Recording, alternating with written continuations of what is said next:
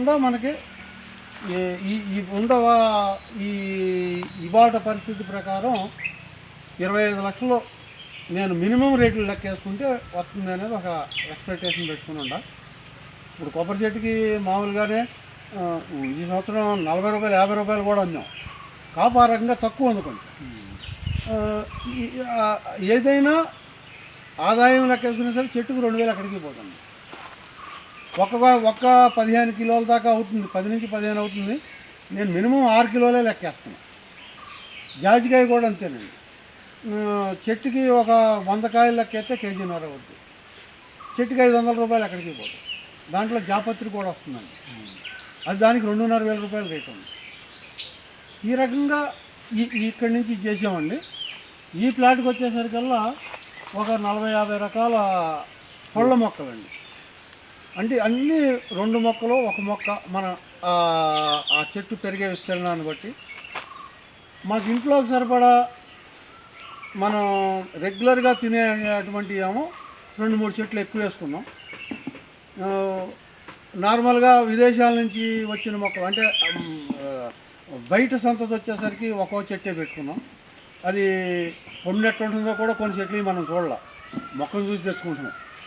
అట్లా కొన్ని చెట్లు ఆ రకంగా ఉన్నాయండి. దీంట్లోనే మధ్యలో కూరగాయలు వేస్తామండి.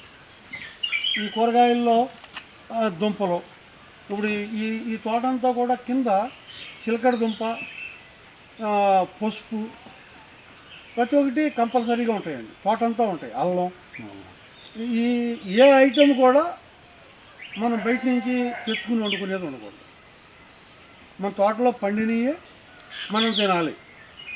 రెండోది, ఇది 4 సంవత్సరాలు ఫుల్ అయిందండి మేము స్టార్ట్ చేసి. ఇవాళ వరకు దీంట్లో రసాయనిక ఎరువులు అనేది అసలు మేము ముట్టుకోలేదండి. మేము తీసుకున్న రోజు నుంచే మేము రసాయనికం అనేది బంద్ చేసాం. దీంట్లో మళ్ళీ దీనికి తోడు ఆవులు, గొర్రెలు, కోళ్ళు వీటి నుంచి వచ్చే వ్యర్థాల నుంచే మనం వీటికి ఫీడ్ ఇస్తున్నామండి. ఇది మెయిన్ జీవామృతం అండి.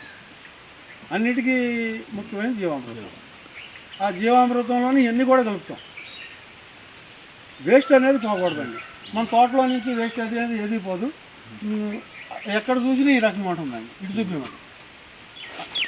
ఈ రకంగా ఇటు కూడా వచ్చి ఇటు చూపాం. ఇవన్నీ చూపాం. తోటలోకి కింద పోక చూపాం. ఈ రకమైన వేస్ట్ ఎప్పుడైతే మనం వేస్తామో అది భూమికి బలం, మన కార్బన్ రేట్ పెరుగుతుందండి. నీకు నీళ్లు కూడా అంత అవసరం ఉండదండి. నీళ్ళు మామూలుగా మనకి రెగ్యులర్గా అయితే మనం కలుపు తీసే తగిన నీళ్ళు ఎక్కువ కావాలండి.